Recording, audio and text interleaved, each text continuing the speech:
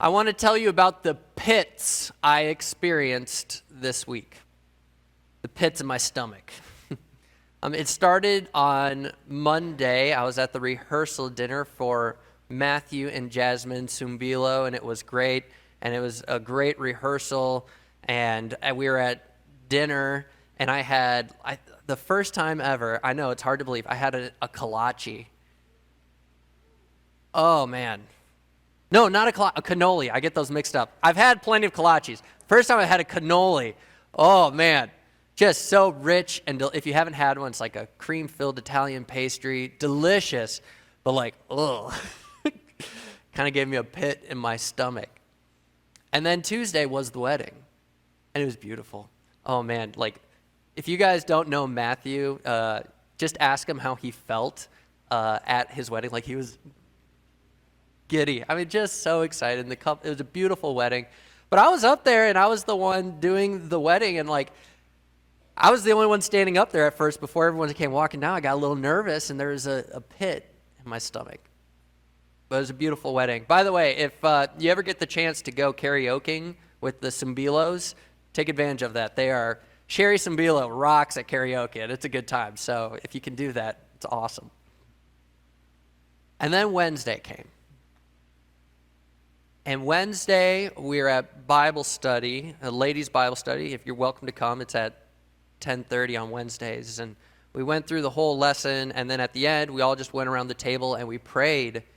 And people really poured out their hearts for people that just loved ones in their lives who they were praying for.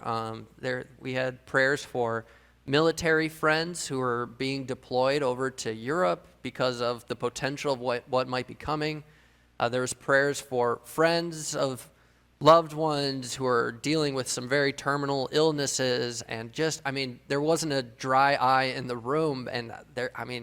But to hear the hurts of my people, it gave me a pit in my stomach because I just ached for them.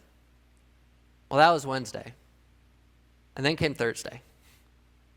And Thursday, it started off with a meeting with the people from the Synod who deal with building schools and just talking about, we want to build a school here at Holy Word. And the more and more we talked about it, the more excited we got, and just very encouraging. And there are some things that we'll have to work through. They're going to be big hurdles, but we're excited to do it, and we're going to go for it. But still, with all the excitement on my face and my stomach, there was a bit of a pit because it's going to be a lot of hard work, and it's scary. And then after that meeting, I got a call from a member and just terrified for their child and the threats that were coming against their child, and that gave me a pit in my stomach because it made me think of my children. And then I go on the news and I see that there's a war starting, and a pit that I haven't ever experienced before, the real threat of war. When we went into Iraq, that was like go get them kind of a thing, and it was exciting almost. But this is, just World War III could happen.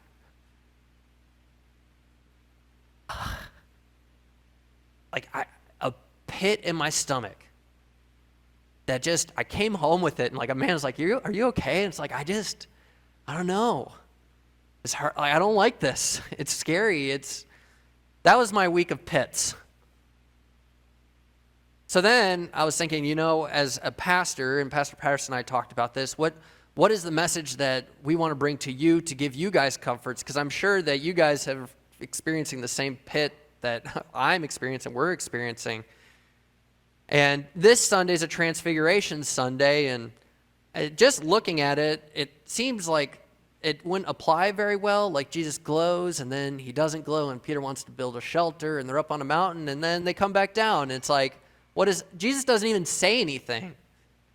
So is this really an appropriate text for us to be looking at today as we're dealing with these pits in our stomachs, the fears of the things that are surrounding us? Maybe we should change it up. Maybe we should go to Revelation, or let's talk about Jesus, giving us some words of encouragement or something. What? Transfiguration? This is the perfect text. It's amazing how God does this. This is the perfect text for us, especially this week, to help us deal with the threats and the pits that are in our stomach. Because even though Jesus doesn't say anything, kind of like what the hymn said, Jesus, what do you want us to see here? You don't say anything, but you do things. Things are happening. What do you want us to take away from this? And my prayer is that as we go through Jesus' transfiguration, that you walk out of this saying, we're going to be okay. That you're strengthened by Jesus' transfiguration. So here's the account of Jesus' transfiguration taken from Luke chapter 9, verses 28 through 36. About 8 days after Jesus said this, he took Peter, James, and John with him and went up onto a mountain to pray. As he was praying, the appearance of his face changed. His clothes became as bright as lightning. In the Matthew account, it says his face was as bright as the sun. 2 men, Moses and Elijah, appeared in glorious splendor talking with Jesus. They spoke about his departure, which he was about to bring to fulfillment at Jerusalem. Peter and his companions were very sleepy, but when they became fully awake, they saw his glory and the 2 men standing with them. As the men were leaving Jesus, Peter said to him, Master, it is good for us to be here. Let us put up 3 shelters, one for you, one for Moses, and one for Elijah. He didn't know what he was saying. While he was speaking, a cloud appeared and covered them, and they were afraid as they entered the cloud. A voice came from the cloud saying, This is my son whom I have chosen. Listen to him. When the voice had spoken, they found that Jesus was alone. The disciples kept this to themselves and did not tell anyone at the time what they had seen. So what does Jesus want us to take away from here? I think the first thing is heaven's going to be nice. It's back-to-back weeks that I'm telling you what my mother said. My mother, last time it was a song that she sang. This week, my mom always says this, heaven will be nice. And it's interesting because my dad's a pastor, but it seems like I only remember the things my mom said. So mothers, take note of that. Your kids, remember what you say to them. Yeah, my mom would, things are tough, she would just say, heaven will be nice. And it will be. Because we got 2 examples of what heaven's going to be like.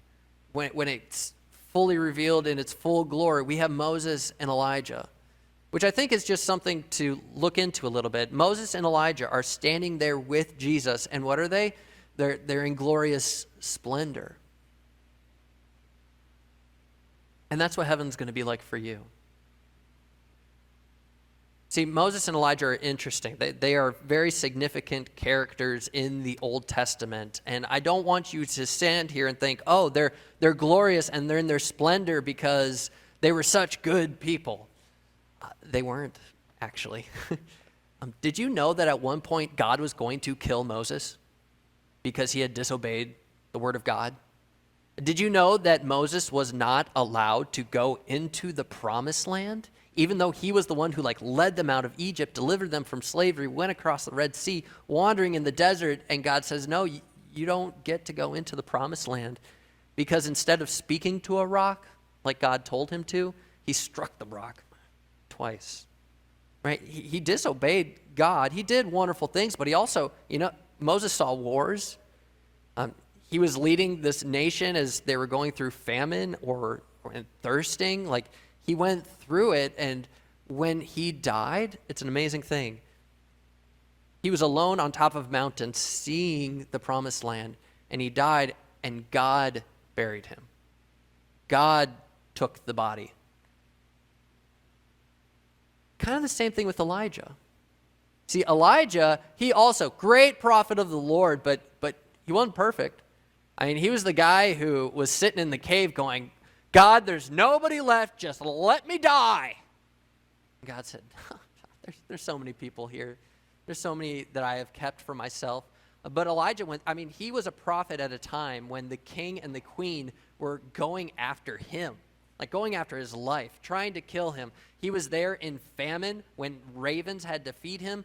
There was the widow who had her son, and they took care of Elijah, but then the son died, and think about all the pits that Elijah experienced. There was a lot. And yet, when it was time for the end of his life, he didn't die. He was taken up into heaven in a chariot and a whirlwind. And so we kind of see a common thing here. Both Moses and Elijah, when their time on earth was done, God took them, body and soul. And body and soul in heaven, they are glorious, in glorious splendor, hanging out with Jesus. That's what heaven is. When somebody dies, their soul goes to heaven, their body goes into ground, but on Judgment Day, all of us will be raised to life again, body and soul, and we'll get to experience heaven in our full glory, hanging out with Jesus. And I think that's just a good thing to take note of. It's not the main point, but it's just, if you want to know what the end is going to be like, that's what it is. Glorious body and soul hanging with Jesus. But I think the main point of the Transfiguration here, it's not the glory of Moses and Elijah, but it's the glory of Jesus. They're on the mountain, and all of a sudden they wake up from their nap and they see Jesus in his full glory. And I think that's important for us to take note of, because Jesus is true God and true human, and so far throughout his life, the Jesus that we see is just a human Jesus. A Jesus who was born, a Jesus who grew up, a Jesus who had to learn in the temples, a Jesus who was tempted, a Jesus who got hungry, who got tired. And we're supposed to know, yeah, we know Jesus is God, but we haven't seen it yet. And yet here, for a brief moment, up on top of a mountain in front of three people, Peter, James, and John, Jesus reveals his full glory. Not reflecting glory, but he is transfigured, transubstanced. He becomes light. And we go, look at Jesus. He's not just true human, he is also true God. This is who Jesus is. Oh, yeah. And you could see the disciples waking up and be like, whoa, all right, here we go. And Peter's excited because he sees glorious Jesus, and he sees glorious Elijah and Moses, who are like the Israelite heroes, and they're glorious. And he's like, okay, let's set up shelters for you.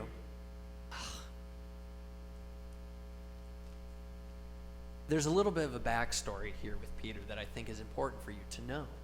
At the very beginning of the reading, it said about 8 days after Jesus had said this. You know what the this was? He had spoke to Peter. And Jesus asked Peter, who do people say that I am? And Peter said, you are the Christ, the Son of God, the Messiah, the chosen one. And Jesus said to Peter, very good. This is the rock on which I will build my church, this confession. And then Jesus said something strange. He said, yeah, I'm the chosen one, the Messiah, the Son of God, and the Son of God will be handed over and crucified, put to death. And Peter went, oh, no, Jesus, that's not going to happen. You're the Son of God. Come on. The Son of Gods don't get killed. They don't get crucified. I will not let that happen to you, Jesus. No, sir. You're the chosen one. And what did Jesus say to Peter? Get behind me, Satan. 8 days later, after saying this, they're up on a mountain, and Jesus transfigures, and Peter sees Jesus in his full glory. You can understand what he's thinking. I told you, Jesus. Glorious. Let's go. We'll set up shelters here on this mountain. We'll just start with shelters, because we want to give you guys something. After this, we'll build a castle maybe. Let's build a castle. Big fortress here on the mountain. And Jesus will reign on earth. He will remove all of the pits in our stomachs. He'll take away all of our fears. He's going to conquer the enemies. Take that, everyone else. Go, Jesus. Nobody's going to kill him. We'll set up shelters for you. Because Peter saw Jesus' glory, and he had this idea of what that meant. It meant that Jesus was revealing his glory, and he was going to take care of all of our problems here and now. This is exactly the kind of glory that Peter wanted. And we could relate. Because when we get these pits in our stomachs, we want Jesus to take them away. pits in our stomachs come from threats, real threats. And when we have these threats in our lives and we get this uncomfortable, scary feeling, that is on one side. And the other side is trying to tell yourself, well, Jesus is my king. Jesus is my savior. He's God, so he's protecting me. But the threats are very real. And so the kind of glory that we want Jesus to reveal in our lives is not us trusting him as God, but rather to say, I want you to use your glory to help me in this way. Let me set up shelters for you, Jesus. I want you to show your glory in my life the way that I think is best. Peter didn't know what he was saying. Because then the strangest thing happens. A cloud appears and envelops them, and they're terrified because a cloud in the Old Testament was where God was. A pillar of fire by night and a cloud by day. And here this cloud is enveloping them, and they're terrified because they know who's coming. God. And Peter, James, and John know that they're sinners. And sinners can't be in the presence of God. That's why they couldn't touch the Ark of the Covenant. That's why they couldn't go into the Holy of Holies, because when a sinner is in the presence of a holy God, they die. And this cloud envelops them and says, this is my Son, whom I have chosen. Listen to him. So Jesus is the Son of God, the Messiah, the chosen one. And what he's doing is in accordance with God's will. And then the cloud leaves. And Jesus is like back to normal. What? I mean, Jesus, radiant sun, lightning clothes. God comes, this is my chosen one. And then it's just Jesus, plain Jesus, no longer shining face, regular clothes, and the disciples. That doesn't seem very glorious. And actually, it gets worse. Today is Transfiguration Sunday. It comes on the same Sunday every year. You guys know what's coming on Wednesday? Here's my announcement. We're having church on Wednesday at 7 o'clock. There's a dinner at 5:30 beforehand. Why? Because it's Ash Wednesday. We're kicking off the season of Lent. Lent is the time where we walk with Jesus for 40 days, preparing our hearts on the way to the cross. And we always do Transfiguration the Sunday before Lent. Because after the cloud left and Jesus was back to plain Jesus, the disciples walked down the mountain with Jesus. And then Jesus, who is God, we saw him in his glory. Why would he go back to his humble state? Is attacked by the Pharisees. You know, why would the glorious God allow himself to be attacked by the Pharisees? And why would the glorious God go back to plain Jesus and let himself be betrayed by one of his disciples? And why would the glorious God allow himself to be captured in the garden? And why would the glorious God, the chosen one, allow himself to be put on trial and to be like mocked and abused? And why would the glorious God have to like not even be able to the glorious God who showed himself in all his glory can't even carry his own cross? Like he's too weak to even do that. Someone else has to carry it for him. Why would the glorious God go down a hill and then go back up another hill and be pinned to a cross? Like, that is not glorious. And yet, God's sitting there going, this is my Son whom I love. I approve of everything that he's doing. It doesn't seem very glorious to me.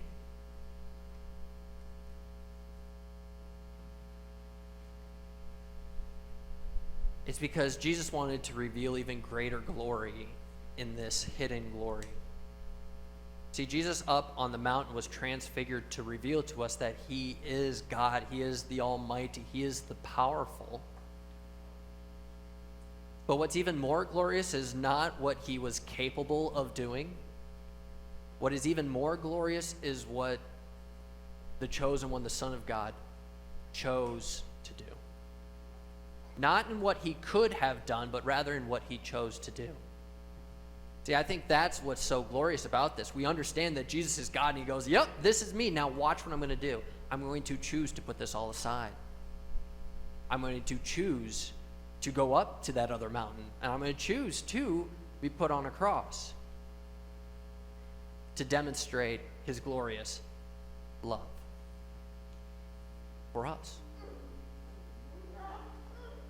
See, Jesus goes up on that cross to take away sin. Now, if Jesus just stays glorious, right? He goes up on the mountain, transfigures, stays glorious. Oh, that probably would have been awesome for us. I mean, to have Jesus reigning on earth, taking care of all of our enemies, taking care of all of our problems, providing for all of our needs so that we're never hungry or ever have any pits in our stomach, that would have been great. But it wouldn't take away the biggest threat.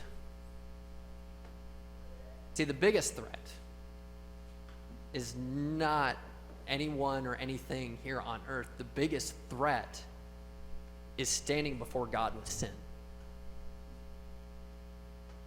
The burden of sin that is on our shoulders and the guilt that we experience, the real guilt that we have because of our very real sin, our very real failures, that doesn't go away if Jesus stays glorious and the King here on earth, taking away wars and enemies. Because every single one of us would still have our own sin. And when a sinner goes in the throne room of God on Judgment Day, he sees everything, knows everything. And so not a single one of us would be saved from the biggest threat that is our sin giving us judgment to hell. That should be the biggest pit in our stomach. But Jesus wasn't just going to reveal his glory to show us how powerful he was. He showed us his glory, showed us how powerful he was, and then the most glorious part was that he took it, put it away. And he humbled himself to the lowest of places, to be hung on a cross, to take away our sin. And by doing so, in that hidden glory, he shows us the greatest glory, because he shows us that he's a glorious God, but he shows us he's a glorious God who loves us. And that is God's glory, fully revealed. Which kind of just begs the question, why still show us, like, why be transfigured up on the mountain? Right? He didn't have to do that to still go to the cross. I think Jesus did that for his disciples, to strengthen them. Because, like, as we go through Lent, it's going to be hard, and there's going to be pits in your stomachs. Every step along the way where we see Jesus being hurt, there's going to be a pit in your stomach saying, "Why? My God is doing that because of me." And like the disciples, as they see Jesus going to the cross and going, how can God really be, is he really God? To have this image in mind of he was transfigured on the mountain. I know he is God. I know he's the powerful God. And now I can see him showing his great love for me. And that can strengthen us and comfort us as we take this journey through Lent. But I think it's also extremely comforting for us today, especially today.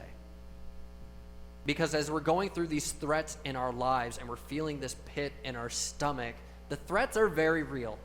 Let's not sugarcoat it. It's very real. And it would be easy to say, God, like, why are you letting this happen? Where are you? But then we can remember Jesus transfigured on the mountain and showing us he is the powerful God.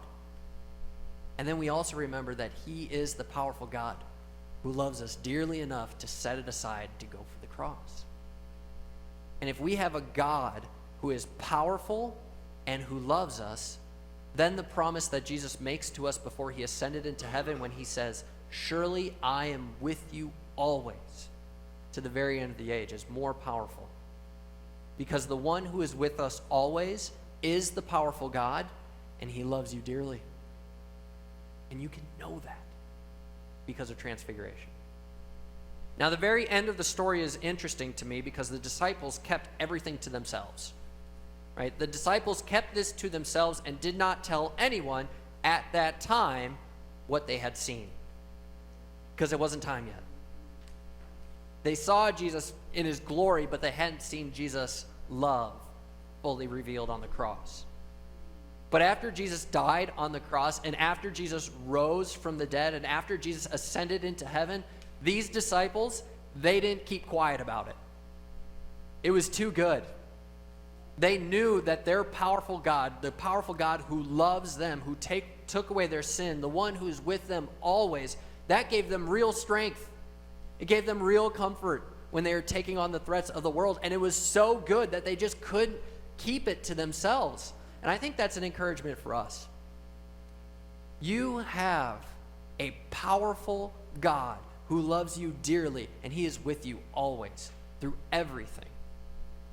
I think other people need to hear that. There are other people in this world who have this same pit in their stomach and they have no strength. And they cannot find any comfort, but you have it for them. So in your conversations, because I'm sure it's going to be around the water cooler or online as people are talking about the wars that are happening in the world or the hurts that are in their lives, take advantage of that opportunity and say, can I share with you what strengthens me? Can I tell you about the all-powerful God who is revealed in all of his glory? And can I tell you about how much he loves us? This God who is powerful and loves us is with us. And share that good comfort with the people who desperately need to hear it. There will be pits in your life. And I know it hurts. And I know it's scary. Remember Jesus' transfiguration. And remember that you have a loving God who is all-powerful, and he's with you. Let that strengthen you during the times that you're saying, heaven will be nice. Let that strengthen you all the way to that moment when you get to say, heaven is nice. Amen.